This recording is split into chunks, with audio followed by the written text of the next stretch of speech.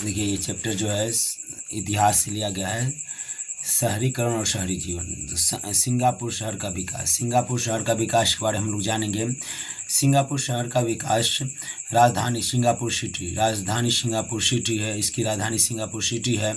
आज़ादी 1965 से peoples action party के नेता नेतृत्व में, आज़ादी जो मिली 1965 में पीपल्स एक्शन पार्टी के नेतृत्व में मिला। और पीपल्स एक्शन पार्टी का नेता जी ली कुवान एव था। मतलब कि इसका जो पार्टी का नेता जो था ली कुवान एव था, इसका नेतृत्व यही करता था नेता जो था ली कुवान एव। ठीक है।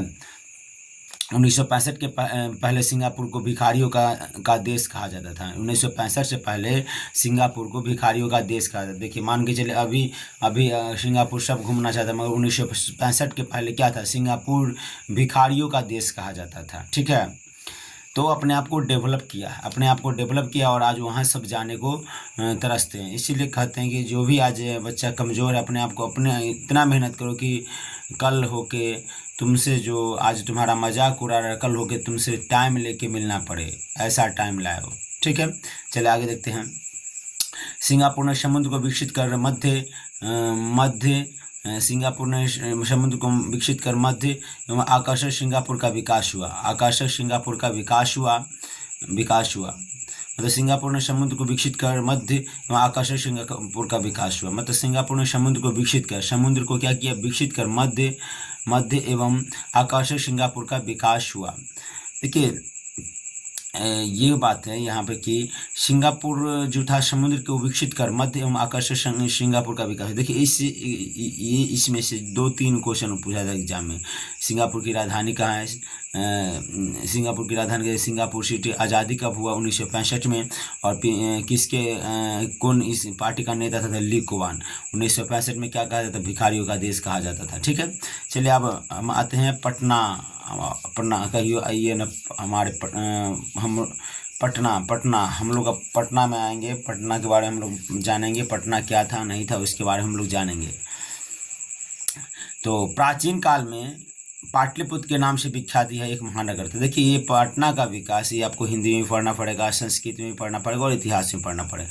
ये वेरी इंपॉर्टेंट है, क्योंकि आपको अगर हिंदी में नहीं पूछा तो संस्कृत में पूछा, संस्कृत में नहीं पूछा इतिहास में पूछा, तो आपको पढ़ना बड़ी बारीकी से, क्योंकि पटना के बारे में जरूर कोई ना कोई सब्जेक्ट में पूछेगा, या हिंदी में पूछे या संस्कृत में पूछे या आपको हिस्ट्री में पूछे। गुरु गोविंद सिंह के बारे में पढ़ना है, वही बात इसमें भी थोड़ा बहुत पढ़ना है, तो इसीलिए बोले कि हिंदी में भी थोड़ा बहुत पटना के बारे में पढ़ाई होता है। चलिए देखते हैं।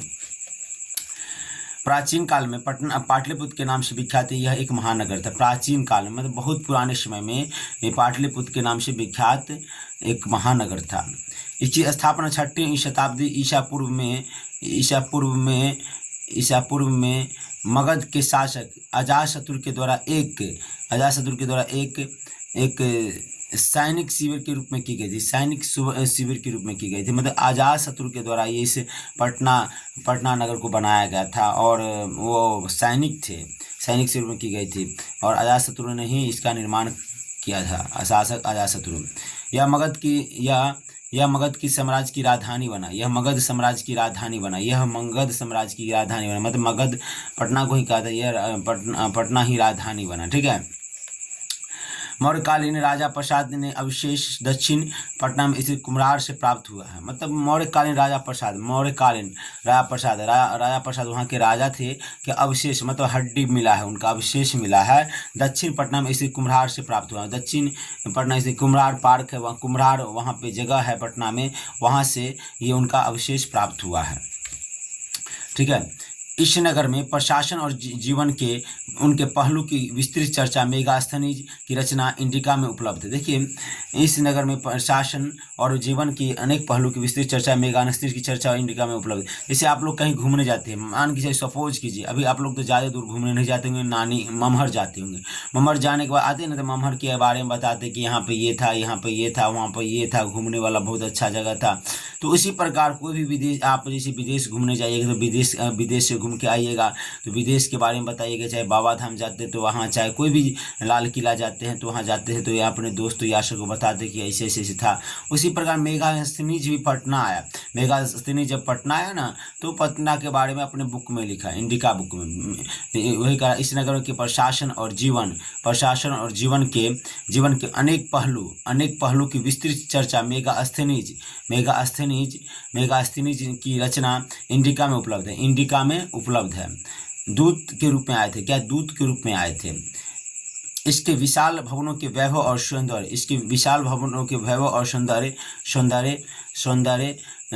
सौंदर्य की चर्चा चीनी यात्री फाहियान द्वारा की गई। अब देखिए, चीनी यात्रा भी आया तो वो भी अपना विश्लेषण दिया है। हर एक का जो विदेशी यात्री आए यहाँ, तो अपने अपने बुक में या अपने देश में जाके पटना के बारे में बताए कि ऐसा है पटना, ऐसा है पटना। ठीक है, जैसे आप लोग भी कहीं जाते हैं तो अपन बताते हैं ना कि जैसे मेला ठेला घूमने चल जाते हैं तो वहाँ बताते हैं ऐसे है वैसे। जैसे बाराती जाते हैं तो कहते हैं कि हाँ खाना वाना भी सब अच्छा था, लड़की भी अच्छा था। उसी प्रकार ये भी घूमने आए थे तो बता रहा था।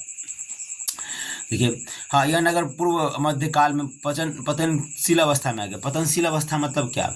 मतलब कि खत्म होने की अवस्था में आ गया। पतनशील मतलब कि नीचे गिर गया। ठीक है, पतनशील अवस्था में आ गया। मध्य युग में इस नगर के गौरव को सुप्रसिद्ध अफगान शासक शेर शाह ने पुनर्स्थापित किया। मतलब मध्य युग के इस नगर को मतलब पतनशील अवस्था में आ गया। फिर से क्या किया? मध्य युग में इस नगर को गौरव को सुप्रसिद्ध अफगान शासक शेर शाह सूरी ने शासक ने पुनः स्थापित किया। मतलब शेर शाह जो था उसको शेर शाह ने फिर से पुनः स्थापित किया। अकबर के शासनकाल तक यह नगर एक प्रमुख व्यापारिक केंद्र बन चुका था। अकबर के शासनकाल तक यह नगर एक प्रमुख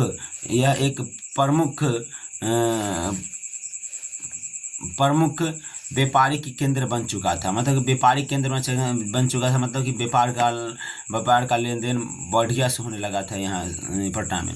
17वीं और 18वीं शताब्दी में इस नगर की आबादी 3 लाख से अधिक बताई गई। 17वीं और 18वीं शताब्दी में कितना 3 लाख से अधिक बताई जाती है। इसी नगर में 1666 ईस्वी में सिखों के 10वें और अंतिम गुरु श्री गोविंद सिंह का जन्म हुआ है। मतलब कि इसी नगर में 1666 ईस्वी में सिखों के 10वें गुरु सिखों के 10वें और अंतिम गुरु श्री गुरु गोविंद सिंह का जन्म हुआ है। मतलब कि आपको ये संस्कृत में भी पढ़ना है, हिंदी में भी पढ़ना है। ये वेरी इंपॉर्टेंट है, आप लोग ध्यान रखिएगा।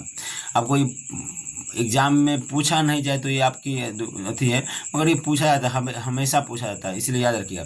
इस नगर में 1666 ईस्वी में सिखी के 10वें और अंतिम गुरु श्री गुरु गोविंद सिंह का जन्म हुआ है। मतलब कि ये यहाँ पर ठंडी के टाइम में गुरुद्वारा वगैरह लगता है, उसमें हम खा के भी आए हुए हैं। और सिख के जो पंजाबी लोग हैं यहाँ पे आप गुरुद्वारा करता है और सभी को खाना खिलाता है, भरपेट खाना खिलाता है। ठीक है, जिसका कारण यह नगर एक महत्वपूर्ण धार्मिक स्थल भी माना जाता है। जिस कारण यह नगर एक महत्वपूर्ण धार्मिक स्थल भी माना जाता है। 18वीं शताब्दी के प्रारंभ में मुगल राजकुमार अजीमुशान इस नगर का नव भव निर्माण कराया और इसे अजीमाबाद नाम दिया। देखिए, जो जैसा था ना जैसे इसमें मुसलमान शासक बहुत है पटना में, तो अपने हिसाब से अपना सब नाम रख देता। 18वीं शताब्दी के प्रारंभ में मुगल राजकुमार अजीमुशान इस नगर का एक भवन निर्माण कराया और इसे अजीमाबाद नाम दिया।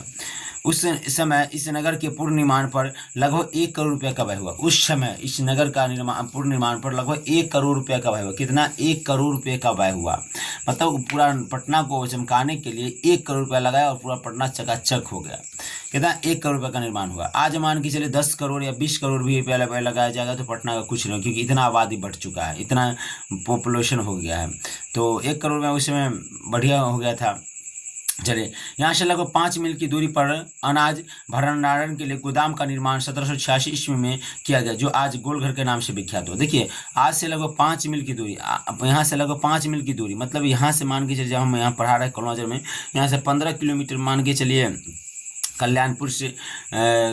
कल्याणपुर इतना दूरी पर अनाज भंडारण के लिए गोदाम का निर्माण किया 1786 ईस्वी में किया गया, जो आज गोलघर।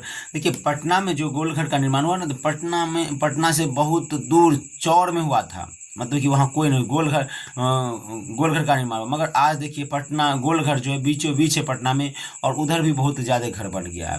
तो क्या है, पटना बहुत विकास किया है, पटना में बहुत विकास भी किया, बहुत ज़्यादा जनसंख्या भी बढ़ गया है। तो वही कह रहा है और 1 मील में 3 किलोमीटर होते, 5 मील होते 15 किलोमीटर दूरी।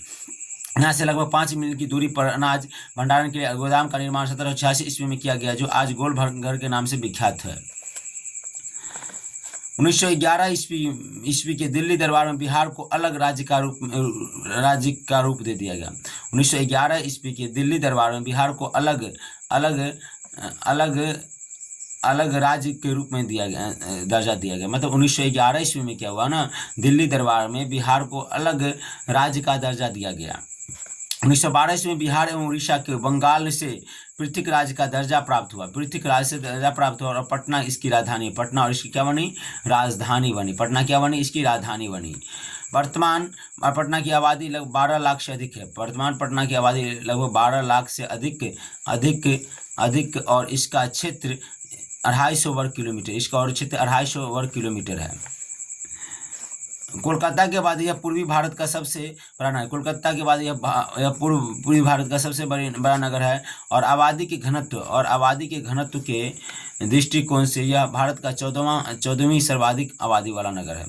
कोलकाता के बाद यह पूर्वी भारत का सबसे बड़ा नगर है, और आबादी के घनत्व के दृष्टिकोण से यह भारत का 14वां सर्वाधिक आबादी वाला नगर है। चलिए देखिए, ये खत्म हो गया ये चैप्टर।